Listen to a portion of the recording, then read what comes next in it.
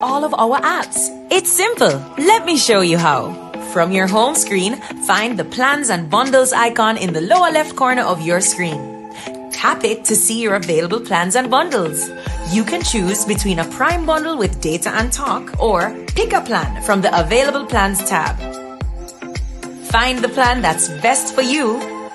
Then hit confirm and you're ready to go. With your new plan, you may have access to more of our apps. Find them in the More from Digicel section and hit download for each of our new apps. You can also upgrade your current plan or bundle under the Active Plans section of your homepage. Excited to try it out? Download the My Digicel app today. My Digicel, better together. Looking to give your home a new look for Christmas? District Stairs is offering a 10% discount store-wide, plus free shipping. So if you've been wishing for a new living room, kitchen, or bathroom, we've got an array of tiles, vinyl, laminate floors, glass railings, glass shower enclosures, trims, and countertops to suit your taste. Check out our website at districtstairs.com or call us 289-200-7649. We're also on WhatsApp, Facebook, and Instagram. Season's greetings from District Stairs. Good evening, ladies and gentlemen, and welcome back to another program here on The Spot. We're coming to you live on the Facebook and YouTube pages of IKTV and Asbot News Network. This evening, we have a very special guest with us. His name is Deacon Mitchell, and he is the recently appointed leader of the main opposition party in Grenada, the New Democratic Congress. And he joins me this evening to discuss his plans if he is elected Prime Minister of Grenada. Of course, I am your host, Jamali John, and I'm very happy to have you guys with me this evening.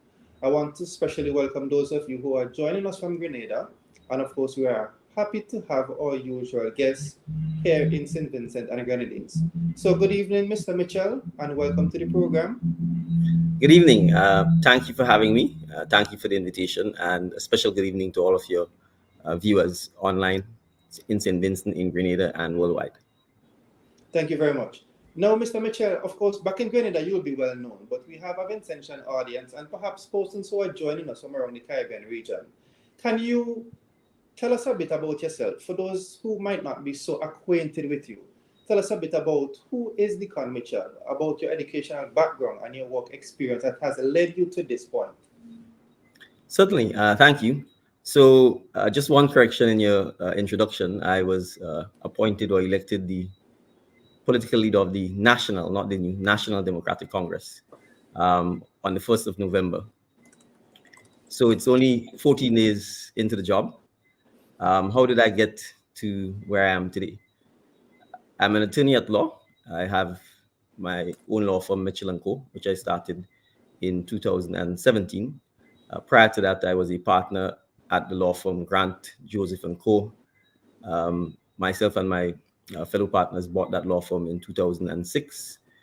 I joined Grant, Joseph & Co. in 2002 when I graduated from Hugh Wooding Law School. And so I've been a lawyer for the last 19 or so years. A graduate of the University of the West Indies, Cavell campus, which is where I obtained my Bachelor of Laws. And then I journeyed to Trinidad at the Hugh Wooding Law School and obtained my legal education certificate. And I returned to Grenada in 2002. And I've essentially been practicing civil law in Grenada since that time. In terms of earlier education, I attended my alma mater, Presentation Brothers College, a boys' school well known in Grenada for producing not just politicians, but politicians who eventually become prime ministers of Grenada. PVC has left an indelible mark on the education circuit in Grenada. I have a 14-year-old son who's actually attending Presentation College as well. Oh, very nice. So, yes. And I also have a 10-year-old daughter. So I'm a father of two, a lawyer by profession, and now I have entered the profession of politics and public service. And I view it more as public service and less as politics, which is part of the driving reason why I've offered myself to serve. Okay, now you mentioned public service. What inspired you to get involved in public service? Okay. I think my island has been good to me. I have managed to attend essentially all of my schooling in Grenada and the region. And so I'm a product 100% of Grenada and the Caribbean's education system. I think that education system has essentially made me the success that I am today. And so for me, the goal of any civilization and the goal of the Caribbean civilization is to ensure that more and more for our citizens get the opportunity, in fact, to become success stories in whatever fields of endeavor that they pursue.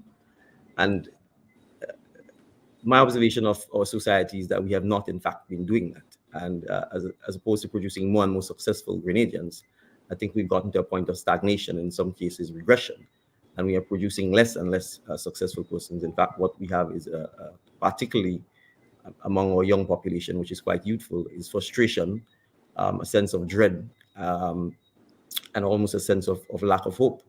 And so for me, I felt it incumbent, given that I was in a position to do so, that instead of just simply standing by and talking privately or talking in your homes or in your office, that you needed, in fact, to step up and lead by example, because credibility matters and credibility counts. And so, we always criticize politicians or we may criticize governments. And the question then is, what are you prepared to do? Are you just going to be critical, or are you actually going to offer yourself to serve? And so essentially that is the driving reason behind why I offered myself for public service. Very good. Now, I mean, you said a lot in your response, and I know you began by saying that your country has been good to you. However, there are some who might say that you are young and too inexperienced to govern Grenada, especially at this point in time when we are battling COVID-19. It is perhaps the worst economic contraction the world has been facing on record, and we're also battling with the ravages of climate change. What would you say to those who say that you are too young and inexperienced to govern Grenada at this particular point in its history? Right. Well, young and youth is a relative term. I'm 44 years old, so I don't know how by any stretch of the imagination one would want to call me young. If you tell me I'm young looking, I'll happily take that Yes, you as are. a compliment, and I hope that I can remain that way, particularly after I've done my public service. I think we often, I think we often see what public service does to person's physical look pre and post them entering and leaving political life. But I think it is precisely because the world and Grenada, the OECS and the wider region, is going through an extraordinarily challenging time that require all of our citizens, and perhaps those who hitherto had not engaged in public service, to step forward so that we can collectively, in fact, grapple with the challenges we face, so that we can come up with the solutions that will best fit our situation. I think it is precisely because we are facing new challenges, extraordinary challenges, that the same old simply will not do. And what COVID-19 has done as well is, I think, expose some of the structural and other challenges that we have, both in terms of our economy, in terms of our health system, which to some extent, particularly our health system, has been largely neglected. And to me, what we should really be doing is using the opportunity that COVID-19 has presented for us to take a deep dive and, in fact, correct some of the systemic issues we have in our economy, in our healthcare, issues such as food security and food sustainability. And so for me, this is not just about the question of whether you have experience in politics. I think it goes beyond that. It's a greater issue as to how do we harness the collective strengths of our people, because it's our people who will solve these challenges. And how do we lead in a manner that demonstrates that the leadership is about the people, the leadership is about putting persons first, and that the leadership is not merely about holding on to power. That is true. Now, I want to applaud you for, being a part of this program. I interpret it as you not only desiring to be a leader in Grenada, but to establish yourself as a regional leader. And so you have taken the time here to come on this program, and you have intentions who are watching, and perhaps persons from around the region who are tuned in this evening. And I want to start our program this afternoon by talking about regional integration. Now, when I was coming up, we were taught that the University of the West Indies and West Indies Cricket were the two institutions that were designed to bring us together as a Caribbean people. But I have been making my own observations as far as that is concerned. I noticed that in Barbados, they opened their own medical faculty. In Jamaica, they opened their own faculty of law so that Jamaicans who would ordinarily come to Cable to study law no longer have to travel to Barbados. They can stay right there in Jamaica and study law. Antigua recently opened their own campus there. And I know that we have been trying to improve access to education. And so individual member states have been pushing their open campuses, offering more programs. And so I don't believe that students who go to UWI today would have the same experience that I had when I went there, that you had when you were a student at Cave Hill. And as it relates to West Indies, I have to be very careful as to how I approach West Indies, but I don't think that those two institutions bring us together in the same way. And I want to ask you, in what practical ways can we foster regional integration at this particular point? Right. So, before I answer that in terms of the practical ways, I think, perhaps a broader question that we have to address is: do we genuinely believe that regional integration is a good thing? I think that's the starting point, because certainly to make reference to West Indies cricket or the University of the West Indies, I think certainly in my time schooling and prior to that, the rationale for promoting regional integration was an underlying assumption that together we are stronger, together we will develop faster, together we will build a Caribbean civilization given our collective common history, and that there's strength in numbers given our relatively small sizes. And the question is, do we still hold true to those beliefs? If we do, then I think our leadership in the region and us as Caribbean people will then have to pivot and redouble our efforts to, in fact, foster regional integration. So I think the deeper question we have to ask is: do we genuinely believe that regional integration is still a desirable pursuit? It's perhaps an open question, and it's perhaps why many of our leaders in the region have pursued perhaps an individualistic approach to their own development. And one obviously cannot necessarily blame a government for doing so, since your primary job is to look after your citizens. But I think in the wider context of regional integration, I think when we look at, for example, particularly the OECS, and we look at our institutions that have worked and have stood the test of time, our court system, our central bank, there is no doubt in my mind that we need to, in fact, find new and innovative ways to continue that process. For the life of me, I've never been able to understand why a practical matter such as free travel or unrestricted travel within the OECS, for example, taking the smaller substratum, is not enforceable. I mean, we had the example, for example, of Cricket World Cup when non-citizens of the OECS were allowed to travel almost hassle-free for cricket throughout the OECS. So if we wanted to do it, we did it then, and surely it's a matter of, in my view, willpower. It confuses me as to what is the downside associated with free travel within the OECS.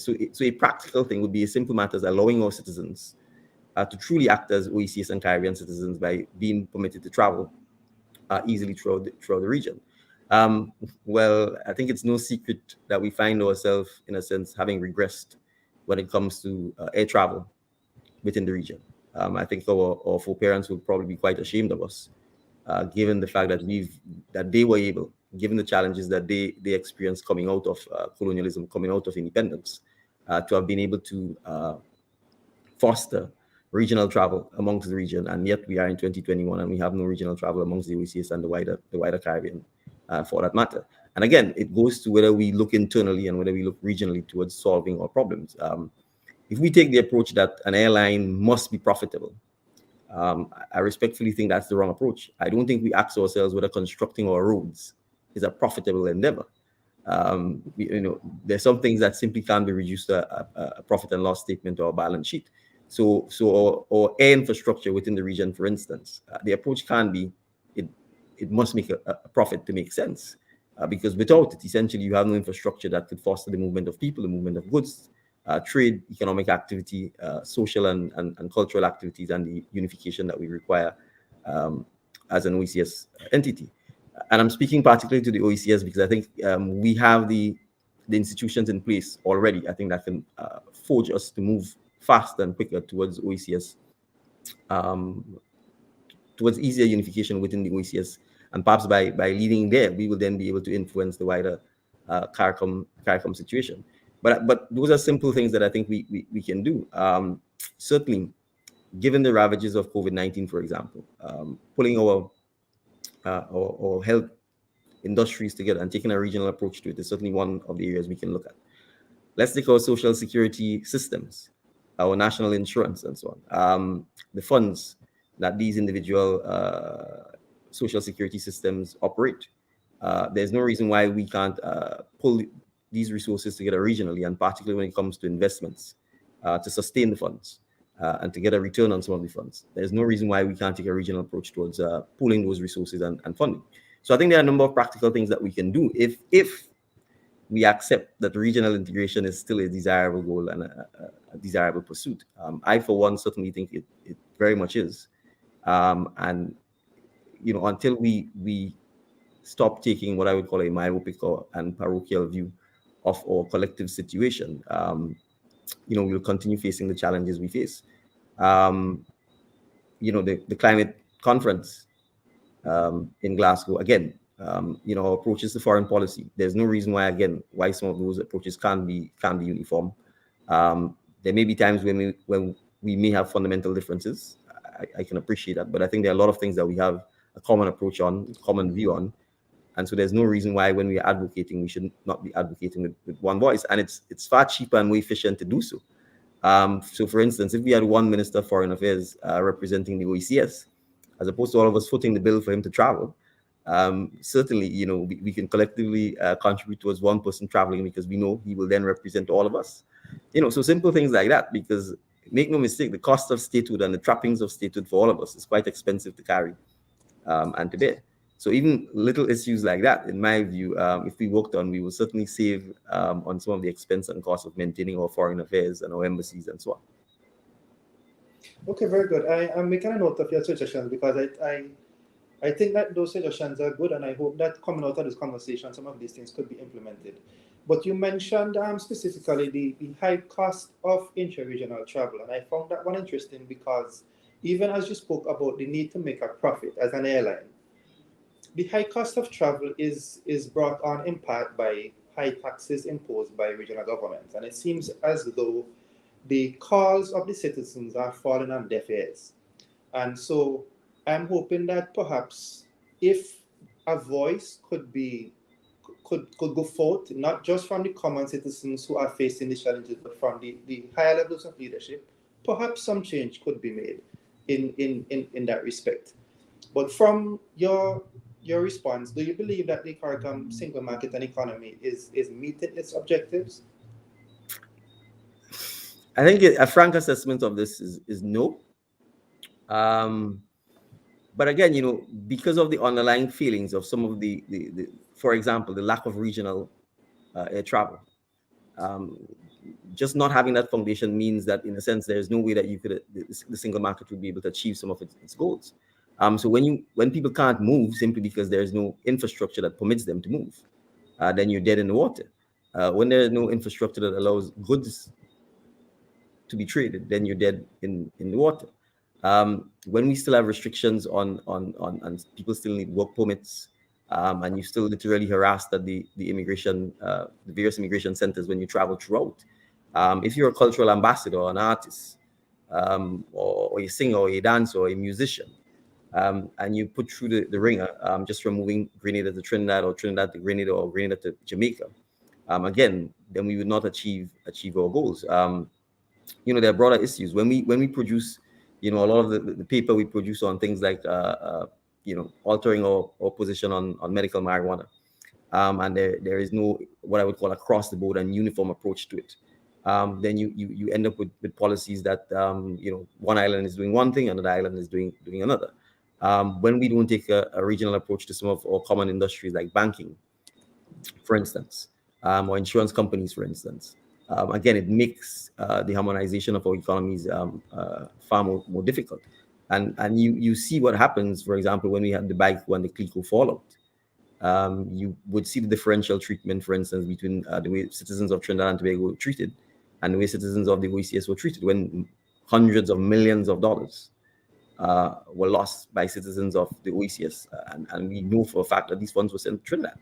And yet you have differential treatment between the Trinidadian citizens and the OECS citizens. So there is no doubt that the the single market is not, and is perhaps nowhere close to fulfilling the goals. And again, it will take serious effort and serious will on our part if we still collectively value and accept and agree that pursuing a CARICOM single market is in fact still a desirable thing. Okay. I know we only have an hour, right? So I'm going to have to run on from this. But final question on this: do you watch West Indies? You support West Indies? You consider yourself a supporter of West Indies? As in West Indies cricket, or West Indies cricket? Yes. Yes. It's still no matter the challenges that West Indies cricket. You're one of the faithfuls. We are one of the faithfuls because we have to be resilient as a people. We have to accept that there will be dark and gloomy days. But I think critically, the approach and the attitude towards valuing ourselves and therefore valuing our cricket and valuing our culture, I think we need to take some time to look at that. Because I think if we do that, the professionalism that is required in our cricket, I think would be instilled, and that perhaps would be reflective of our society. And I think there is a casualness, regrettably, that we still take to our cricket.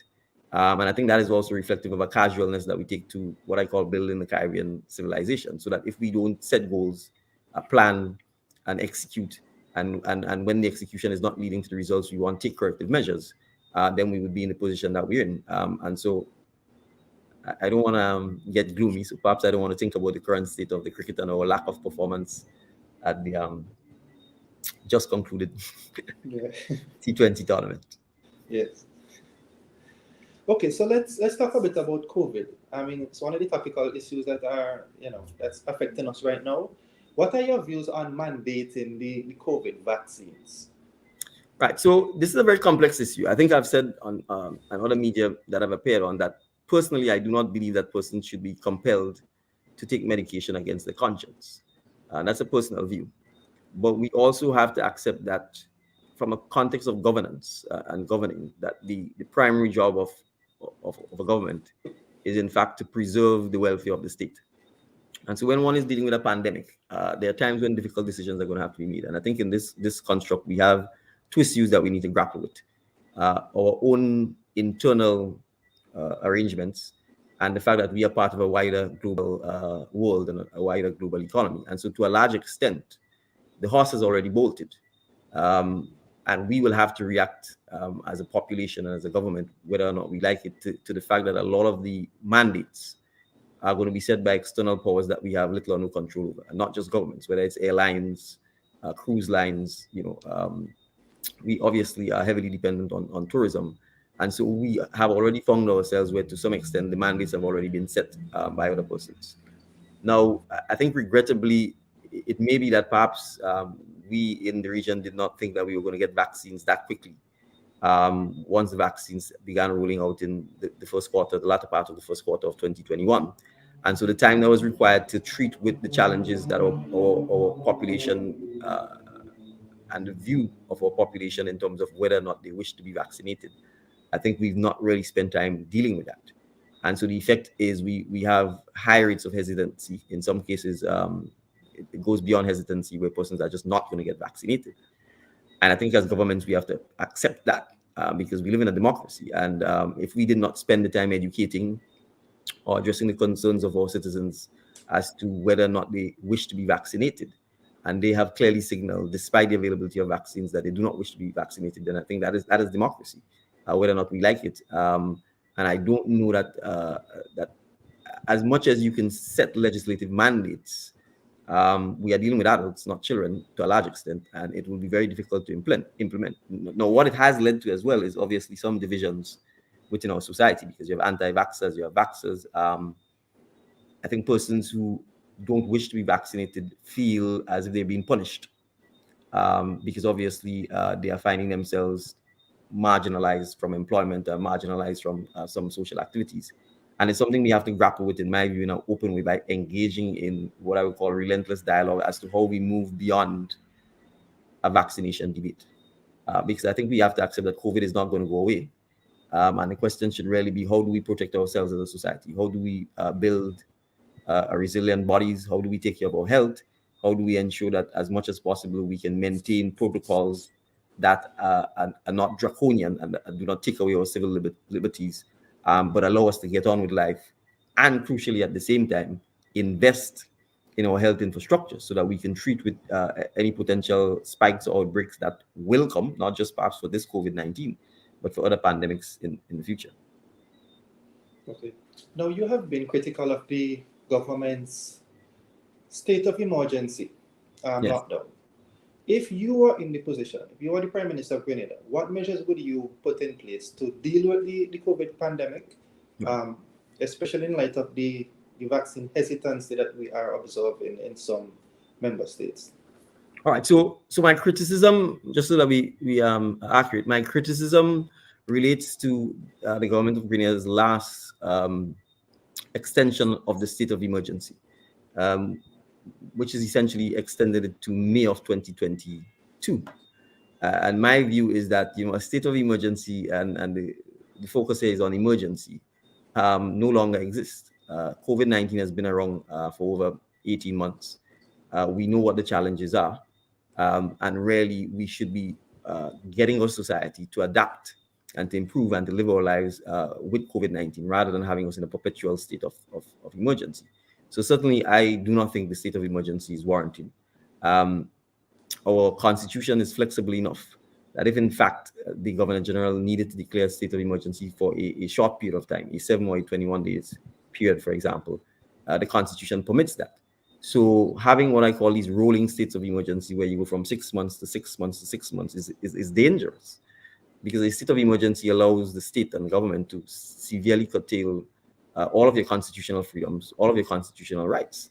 And in a society that values democracy, as I've said on another program, we should not be normalizing a state of emergency. It should genuinely be where there is an emergency. So if it turns out that genuinely there was a risk of a significant spike, the Governor General does have the power, in fact, to declare a 7-day state of emergency, and then subsequently followed by a 21-day state of emergency, which, given what the science suggests, a 21-day state of emergency, for example, is probably more, and if you wanted to then engage in lockdowns or partial or total lockdowns, I think those periods are more than adequate, I think, to curb or limit potential spread.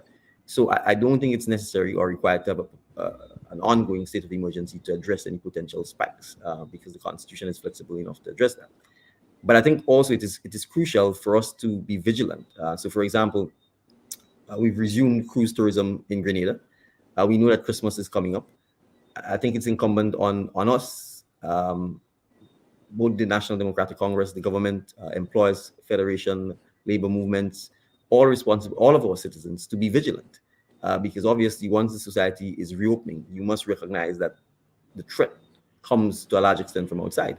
And therefore, we need to ensure that we continue sanitizing. We need to ensure that we continue following protocols. We need to ensure that we exercise. We need to ensure that we eat properly, that we wear our mask as much as we can, and that we engage in physical distancing and basic safe hygiene practices. Washing your hands was something you always thought of. It really should not have taken COVID-19 for us to appreciate the need to always be washing our hands as much as we can.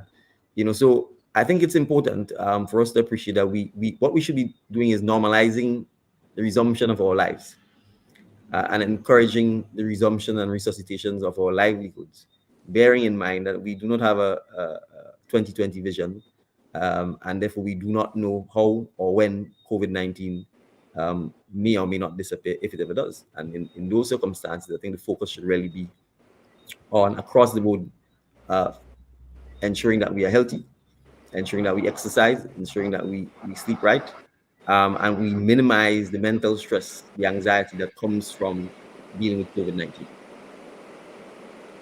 Okay, now, what lessons can we learn from the COVID-19 pandemic? I think there are a lot of lessons that we can learn, but what are some lessons that you think that we can learn from it, and how can we better prepare ourselves if we are to face another pandemic like this in our lifetime?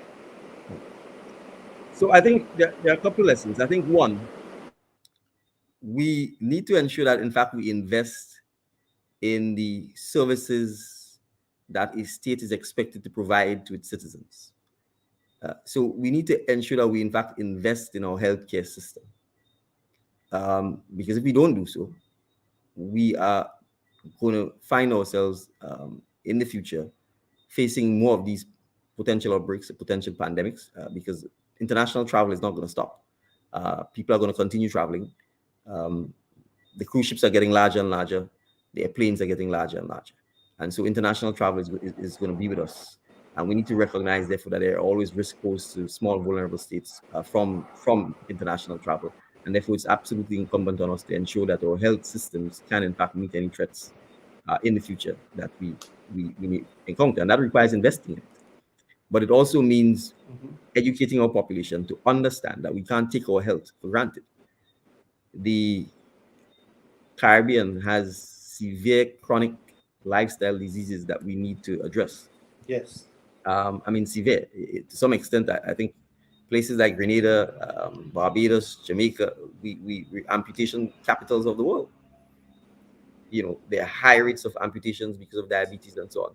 So we need to ensure that from early childhood care, that we value ourselves, we value our bodies, and that we therefore embark upon education, diet, and I will talk about that because I think that is to a large extent linked to our food insecurity and linked to the massive food bill that we have for importing food, a lot of which is simply just not healthy stuff to eat. Added to that, we live in an age when obviously there's a lot more television, a lot more laptops, a lot more sedentary lifestyles. And if we are not growing our own food, if we are not doing backyard farming, if we are not engaged in agriculture in a sustainable manner, then it means we are a lot less mobile. And so the weight gain, the heart disease, etc., is issues we're going to address. If we eating a lot of processed foods, imported foods, preserved foods, when we in fact could eat fresh food that we grow, when we can eat, encourage our livestock industry so that we eat fresh meat as opposed to less processed meat, all of that, it puts us in the sort of vulnerable position that we're in. So I think for sure, they need to pay attention to our food security and to deliberately invest in agriculture, into food production and into productive sectors on a sustained basis, because we must feed ourselves, and the need to feed ourselves will never disappear. So from an industry and from a growth perspective, there really is nothing that I can see. I can see no downside from engaging in sustainable agriculture. I can see no downside from ensuring that we improve our food security. Because once you have pandemics and lockdown and borders closing, where are we going to get the food from? You know, let's talk about our water systems. You know, have we invested in Grenada or regionally into improving and enhancing our water catchment, our water purification, to ensure that, in fact, we can face some of the challenges that climate change may bring by ensuring that we have adequate water supplies in the event we find ourselves in situations where there are pandemics or other natural disasters taking place. So I think those are some of the things that we certainly can learn and improve upon and implement coming out of COVID-19. But it reemphasizes the need for us to plan. It reemphasizes the need for us to forecast. And it reemphasizes the need for us to take the improvement of our society in a serious and sober manner, so that we can treat with all of the challenges that we face, and not just get up and hope that things will improve and hope that somehow we will be able to create the kind of Caribbean civilization that we want. Okay, now you mentioned agriculture, you mentioned food security. Do you believe that one of the lessons that we can learn from the COVID-19 pandemic is that we are too heavily invested or dependent on tourism, and our economies are not as diversified as they should be? Certainly. I think we are not, I wouldn't say we are too heavily invested or dependent on tourism. If the tourism industry can grow in a sustainable manner that doesn't do damage to the environment, I'm certainly all for it. But I think I'm more all for a diversified economy. When I say too invested, I mean in comparison to the investment that we make in other sectors, we seem to put a lot of emphasis on tourism that we don't put elsewhere. I agree, and there really should be no reason for that. I think if you, in Grenada's case, for instance, if you look at the budgetary allocations between agriculture and say some of the other sectors, including tourism, it's chalk and cheese. And again, you know, if you do that, then you're sending the message that you obviously think tourism is superior or deserves more emphasis or is more important to our overall economic growth and development than, say, something like agriculture or other services, so I think clearly we have to pivot and do some significant rebalancing, because the point is, if you have tourism and you're importing all of the food in the hotel, then who's that really serving? It's not serving the wider interests of the society, because you build the hotels, you are increasing your food import bills. All of your foreign exchange that you earn from the tourists is being sent back to buy the food. And then when you add to that the fact that we're importing diesel, and therefore all of your foreign exchange you earn from the tourists is going to import diesel so that you could provide the energy to service the hotel, basically means the cycle where everything you get goes back out. And in a situation like that, you obviously will not have sustained development, and crucially, you will not have the kind of income that your domestic population requires to improve and sustain their standard of living. Okay. Now, as we were talking about here about economy now and investments, what is your view on citizenship by investment? Are you in favor of it, against it? What are your views on it?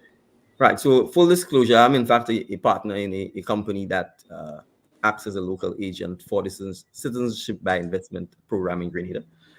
Now, I mean, the main sources of revenue for governments, and our government in particular, is the value-added tax, and essentially custom duties, and then the domestic taxes that you have in terms of corporate tax, etc. So the Citizenship by Investment program, in my view, is a creative way, once it is regulated properly, once it is run by professionals who understand the risk involved, who are committed to mitigating the risk, who ensure that politicians do not interfere in the program, and that the program is run properly by professionals. Once the heightened due diligence is properly conducted, it is in fact a significant means by which government can raise revenue, which otherwise it may not be able to. And it is also a significant means by which entrepreneurs can raise development or seed funding or capital to do projects that they otherwise may not be able to. In Grenada's case, you have a national transformation fund where revenue that is paid directly to the government should be going. And the purpose of calling it a national transformation fund is that that fund ought to have been used to help in the process of transforming Grenada. That has not happened. In the case of developers, there are some developers who have in fact raised significant funds and have begun their developments. There is one developer that has seemingly fallen out to the government. There are other developers on island doing their development.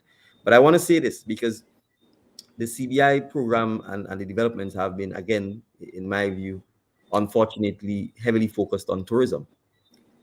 But there really is nothing preventing CBI developments from being in other areas. For example, agriculture. For example, food security. For example, healthcare. Right. So we really need, and I think developers take the cue from the governments. So if the governments are heavily focusing on tourism and are encouraging tourism and are encouraging concessions in the tourism industry, then naturally, I think developers tend to take their cue from that, particularly if the developer is a foreign developer. But if we were emphasizing the need to beef up our productive sectors, or the need to increase agriculture production and export, or the need to increase agro processing, and back that with the kind of policy and concessions that one sees for tourism, then I'm sure there are developers who will be prepared to look at that. So yes, I think the program is a good program once it is managed properly, once it is done so professionally, and once we recognize that critically the due diligence process is heightened, then I see no reason for not having a CBI program. Okay. Now, one of the issues that we have been battling with regionally, especially in light of the COVID-19 pandemic, is unemployment, businesses going under. So we now have perhaps rising levels of unemployment. What would be your action plan to address unemployment, especially youth unemployment? And in your introductory remarks, you were talking about the feeling that young people have, sometimes one of despair. And in as much as we talk about climate change and we talk about other challenges like the COVID-19 pandemic, I think brain drain is one of the serious issues that are affecting our small and developing states, and it is not given the kind of attention that it probably should be given. But what would be your plan of action to address youth unemployment and giving young people um, some reason to stay and work and develop their territories instead of migrating to Canada, to USA, to Europe, etc.? Right. So, well, I would say this. I mean, let me dissect the question to some extent. The challenge is it's only a small percentage of our youth that can in fact travel to Canada and the US and that sort of thing. And usually they're able to do so. It's perhaps they're quite gifted academically or with a particular skill set. And so it may be easier for them to have gotten that opportunity. But we have to pay attention to the large numbers of youth who are actually unable to travel and who therefore must make their living, in Grenada, in St. Vincent, in Dominica, and St. Lucia. The statistics show, in fact, that the poorest sector of our Grenadian population is youth between the ages of 18 to 24. And there's a reason for that. And that reason is because we are producing large numbers of youth who, when they come out of our education system, are not in a position to be deployed into the economy or employed into the economy. So we are not harnessing their creative ability. We are almost processing them as if it's a factory, and we simply just want to get them out. So it requires us to retool our education system to, in fact, meet the demands of our economy. And I've been saying that we are not planning. So we are not asking ourselves, what are the skill sets that our society need? And how do we work backward from there to ensure that our education system, and I don't just mean our formal education system, or overall development of our young people, addresses that. So one area that we can certainly look at is the digital economy, right? But that requires us, the digital economy is fast-paced, it's creative, and it requires the infrastructure to allow our young people to be trained and to be deployed. So, for example, having 100% internet penetration throughout the length and breadth of Petit Martinique, Carriacou, and Grenada would put us in a position where young persons have access to the internet. Once you have access to the internet, in very short periods of time, you can be trained to, in fact, make money working on the internet. I think we know about things like crowdfunding and so on. So it requires us. We know about things like coding, right? There is coding is not taught as part of our formal curriculum. It's simply not. If you want to learn to code, you probably have to go to some private person or some tutor who's offering it. It's not taught in our schools, right? I was having a conversation with one of the youth members of the National Democratic Congress, and he gave me a story that was so inspiring. He said to me, look, I went to St. George's University. I graduated. I became a lab tech. I had a job, and then COVID-19 came, and I lost my job. And essentially, I was flat broke. I had $50, and I registered for coding. And I'm an apprentice, and I'm already making $4,000 a month. And he says, when he tells that story, sometimes some of his young peers think it's too good to be true. They think it's a scam, right? And that is because of the complete divide between what actually is happening in the digital world and what our education system is regrettably producing. And again, it's not the fault of our teachers, right? It's the fault of our policymakers. It's the fault of us not understanding that we need to, in fact, retool our education system to treat with the challenges that the world faces and to treat with the solutions that are required to ensure that our young persons are not poor. And the digital economy, the creative economy are two areas that clearly, in a short space of time, we would be in a position to create significant employment in if we simply did things like retooling our education system, skills training, and formally teaching skills is another area. We import significant labor when it comes to things like the hotel construction. All of the finishing is done by non-citizens of Grenada, sometimes by the hundreds. Things like air conditioning, refrigeration, and so on. And again, when these persons are imported and they come, they do the job and they leave Grenada, there is no transfer of knowledge. There is no mandatory training or apprenticeship where you say to the developers, you must spend X amount of man hours training our youth. Giving them the opportunity to work alongside you, giving them the opportunity to see what is happening, giving them the opportunity to look at the technology you're using so that we can, in fact, have knowledge and technology transfer. So that's That's one area. But agriculture is another area where we can, in fact, have significant employment of the youth. Because if we're going to talk about food sustainability, and let me say this, the idea that young people are not interested in agriculture, in my view, is a farce. They're not Really? interested in it's a farce. I think they're not interested in agriculture because our education system has not tooled them to be interested in agriculture, That is true. That is true. right? And once that happens, then where the emphasis is on tourism, or a particular industry, and that is promoted, then it becomes obvious. You can teach someone without always formally teaching them, but if you send the messages repeatedly, the messages are subtle.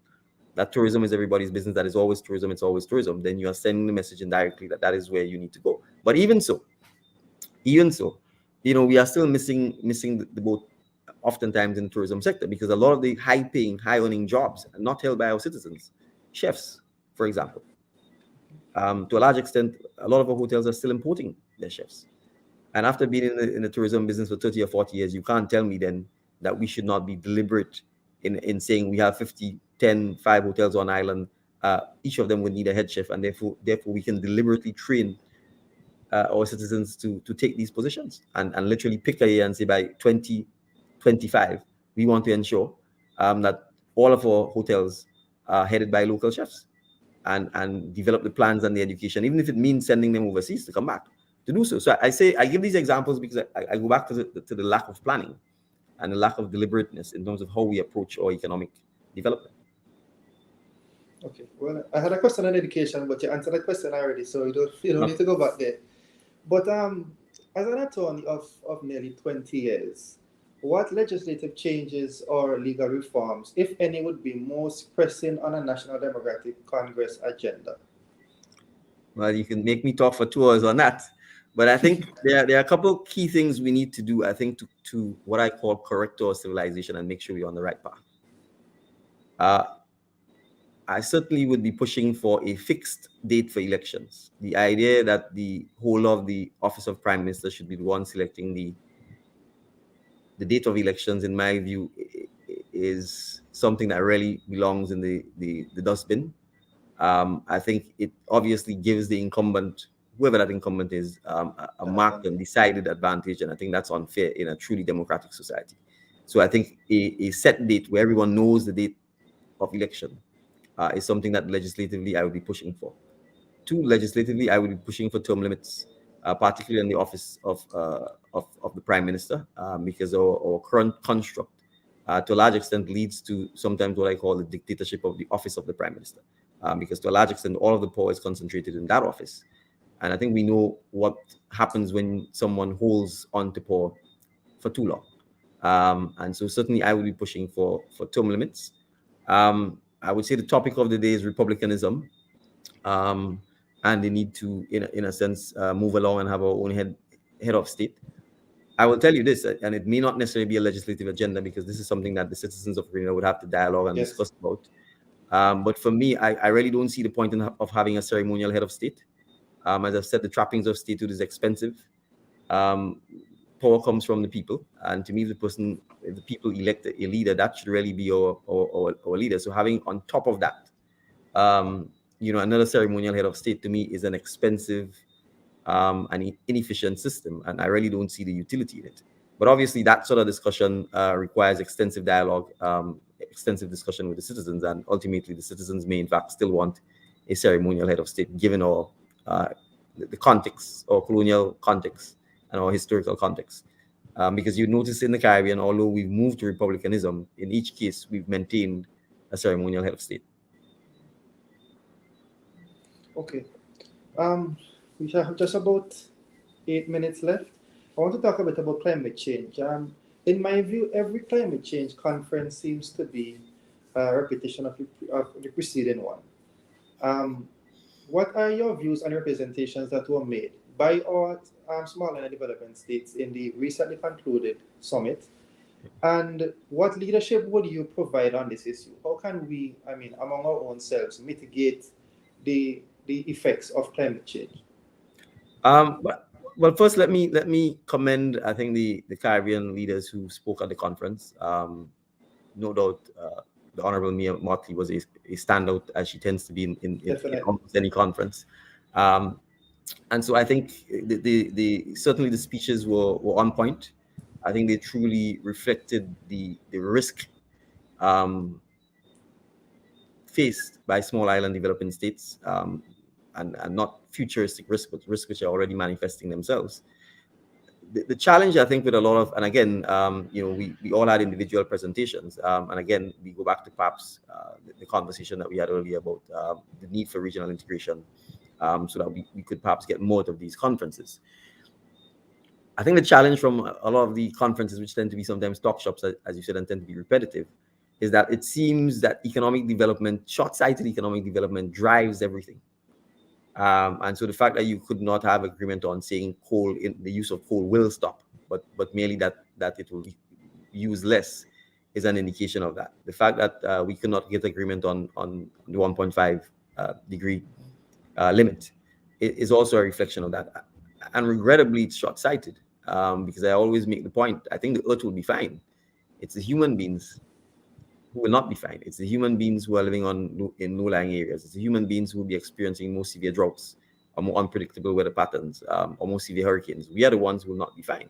So the question we have to ask ourselves is that, are we so driven by short-term economic gain that in the long run, we wish to destroy our own civilizations and our own habitats and the own places that we live?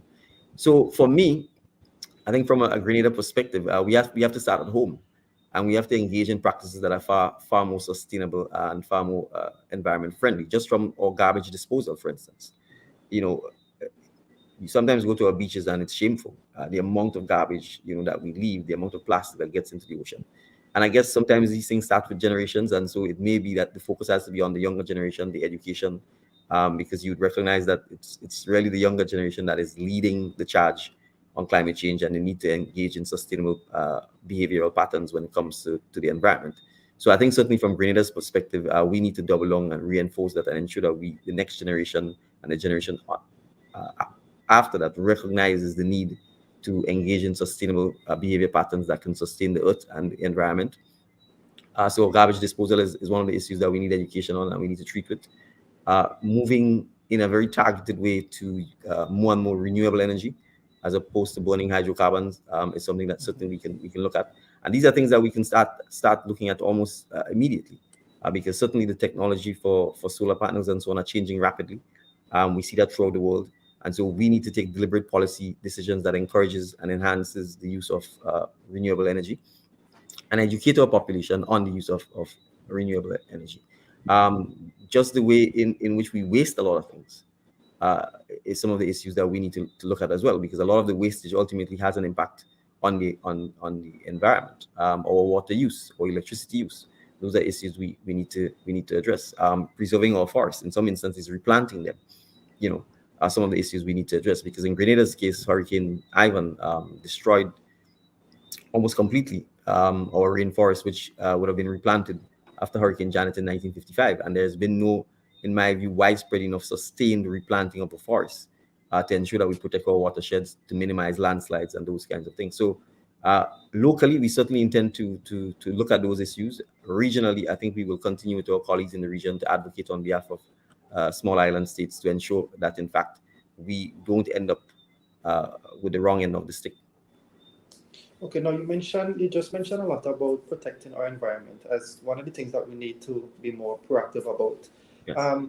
What incentives would you provide to attract foreign direct investors while protecting the environment and the local labor force? Because those things tend to be exploited by those investors. Right. So what investments would you present, and how can you balance, the economic interest versus protecting, local environment and labor force? Yeah. Well, I think I will start from the labor force, because we have to appreciate that the persons who work in our societies essentially make up our society. So we want to ensure that our employment is one that's sustainable. Our employment is one that allows us to be able to get pensions, for example, when we retire. And that allows us to live the quality and the standard of life that we all aspire to, which is a better one, a continuously improving one, rather than one where we always working for minimum wage. And so to a large extent, that's why retooling our education system and our young people, re-educating them, ensuring that we understand what it is we are trying to build What are the areas of the economy that we are trying to build? Those issues are important because you see, if we view ourselves always as price takers within the labor market, then we will constantly be exploited and constantly be at the mercy of quote unquote foreign investors. And again, it goes back to the whole question of perhaps even how we approach our investment and why we always look to foreign as opposed to looking at our own liquidity situation. Our banks are very liquid. We have, as I said, these national insurance funds and these social security funds that have cash. What are they investing in? Are they investing? We have regional insurance companies that are operating here that are holding significant amounts of cash as a result of people buying life insurance policies and so on. Where are they investing their money? What are they investing their money in? So I think those are the kinds of conversations we have to have before we keep what I call constantly looking at the foreign investment. It's obviously chalk and cheese in terms of scale, but when we look at places like China, there was a long time in China's history when it had no foreign direct investment, right? Yet it has been able to put itself in a position where, in fact, it's the second, if not the largest economy in a short space of time. So I think we need to recognize that. I will say this about concessions. Yes, concessions help lure foreign direct investors, but I will say this to you: no one is going to invest in your country if they didn't think they were going to make money. So the driving force for foreign investment can be concessions, because then you are defeating the purpose of development. Especially long term. Especially long term, right? It has to be that the projects are viable, they're sustainable, and they will help to raise the overall standard of living and the economic development of the island, including giving the investor a return on his investment. The more educated your population is, the more creative it is, the more you plan your economy, the more you make doing business easier and more efficient and less bottlenecks, whether it's at our ports and our customs, the more people want to invest in your country. When the World Bank was, I think they've abandoned it because of controversies, but the whole point of rating countries and the ease of doing business is, in fact, to put you in a position where more people will want to come and do business with you because it is easy to do business here, and the environment is friendly. So I think we focusing on concessions, in my view, is tactically and strategically perhaps the worst way to go about it. I think let's put it this way: if your healthcare system is terrible, and I'm a foreign investor and I'm going to send in foreign managers and so on, they'll tell me, well, if something happens to me, I'll die. So why do you want to invest in a country where there's a significant risk that the health sector can't take care of? I think the same thing about tourism. Precisely. The same thing goes for tourism. I mean, are you going to come on vacation and then something happens and then, So I think we have to understand that development is in a holistic context. And as I said, the concession-driven development is not development. Okay, so we are just about out of time, but I want to ask you this final question. What words of advice, encouragement, or caution will you give to other young people who are contemplating entering public service, as you phrase it? Well, the first thing is you should not do it until and unless you are ready to do it. And I would also say it's from a practical point of view as well, because public service, and until we have significant reforms of our system of governance, it's volunteer work. You're not getting paid. As a leader of the National Democratic Congress, there is no salary attached to it. There's no resources attached to it. You are essentially doing volunteer work. And therefore, financially, you have to be in a position where you can, in fact, do this volunteer work and do it wholeheartedly with the view of making a difference. And so I think with that in mind, it's important, in my view, to set a time limit. Because I think what that does is give you a clear sense of what it is you're trying to achieve, the time period within which you are prepared to do it. And also, if you, in fact, set a good example, it allows others who are coming after you to do the same. But service of your community and serving your nation, in my view, is a very noble thing, especially if you've been able to become successful within your nation. And so it's important that you give back to your community and that you encourage others to do so. But you should want to do so. You should not be doing so because someone is merely trying to encourage you, or because we have a history here in our region where people say to you, you'll make a good MP, and so perhaps they will approach you and ask you to make a good MP. Because they perceive it that way without asking you whether or not you really want to serve, whether you want to engage in public service, whether you want to meet people throughout the length and breadth of your constituencies and hear their concerns and address them, because that ultimately is what public service is about. You may or may not get into government, and if you don't get into government, the question is, are you going to stop? And I've been asked it, and I said no, because ultimately I've set for myself a certain period in which I wish to deliberately engage in this, whether or not I'm in government. Of course, I don't intend to stay in opposition for any longer than is absolutely necessary. Excellent. Now, as you wrap up, I just want you to briefly articulate your short and long-term vision for Grenada. And when you're giving your closing remarks, of course, you have a lot of people who are listening to you. Anything that you wish to say to the Caribbean people as you depart at this time? Sure. Thank you. Well, I'll perhaps address the wider Caribbean diaspora first. I will certainly say this. I think the Caribbean has been through an extraordinary time. I think we need to remember that our foreparents have gone through extraordinary periods of difficulty and challenge, and they've overcome. I think we need to remember that we need to remain steadfast. We are a creative, resilient, fun-loving, and happy civilization, and we should remember that in our dark and trying times, that our foreparents overcome, and we too can overcome. And it is easier to overcome by speaking, by dialoguing, by finding solutions, not by division. And so both within our individual homes, or individual communities, and the wider Caribbean, we need to remember that united we are stronger, united we are better off, and as teams, together each achieves more. My vision for Grenada really is a Grenada that remains peaceful. Crime is relatively low. It's our job to ensure that it remains peaceful, and in fact, if we can have zero crime, even better. So yes, there is a bit of utopianism in me, but certainly that single fact resonates with me. And so our peaceful nature, our civil and calm nature is something that we need to enhance and protect at all times. It includes a sustainable economic future. It includes people who pay attention to the environment, who recognize the need to preserve it, to enhance it for future generations. A Grenada that is inclusive, that respects the rights of all, that recognizes that we're in a democracy and so it's majority rule, but at the same time we protect our minority, and truly a Grenada where Grenadians are proud to be citizens of Grenada, not just based on economic progress, but based on spiritual value, based on our history, our culture, our arts, where our young people are encouraged to constantly value themselves and to aim to do more and to be more, and where significantly our foreparents, our senior citizens are respected, honored, and cared for, and protected, so that they do not fall back into poverty after they would have spent their lifetimes helping to build our civilization.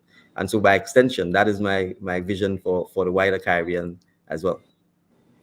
Well, I want to thank you so much for taking time out of your busy schedule to spend time with us here this evening. Sure. I enjoy talking to you, and I have been following your interviews, and I want to encourage you, young man, but intelligent, articulate, and I want to encourage you to continue taking the high road even as you pursue this career in politics.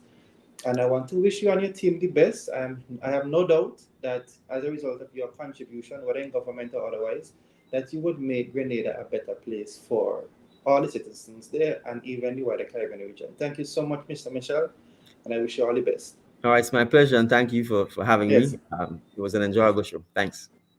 And I hope to see you sometime in St. Vincent. You need to come over. No, absolutely. And when you visit, in fact, I think a colleague of mine from St. Vincent came to visit me, but I missed her, so I have to make up for that. But right. I certainly intend to do some traveling as part of this process, because I think we have to, what I call, reconnect and start remobilizing, I think, the energy that we have within our region, so that we can collectively improve and solve some of our challenges. Okay, very good. So we look forward to seeing you here in St. Vincent. We want to thank our sponsors who have been sponsoring these programs: Hiram Bear, Digicel, District Stairs, Road Model Foods, General Hardware, and Computech. And we also have East Caribbean Bottlers Incorporated. Thank you very much for tuning in, listeners. And I want to wish you guys a good rest of Sunday evening and all the best for the week coming up. And we'll see you next week right here on Asbot News Network, on the spot, same time, same place. My Digicel presents Hit by a How-To. Here is how you can purchase a plan in the My Digicel app and get instant access to all of our apps. It's simple. Let me show you how. From your home screen, find the plans and bundles icon in the lower left corner of your screen. Tap it to see your available plans and bundles. You can choose between a Prime bundle with data and talk or pick a plan from the Available Plans tab. Find the plan that's best for you, then hit confirm and you're ready to go. With your new plan, you may have access to more of our apps. Find them in the More from Digicel section and hit download for each of our new apps. You can also upgrade your current plan or bundle under the Active Plans section of your homepage. Excited to try it out? Download the My Digicel app today. My Digicel, better together.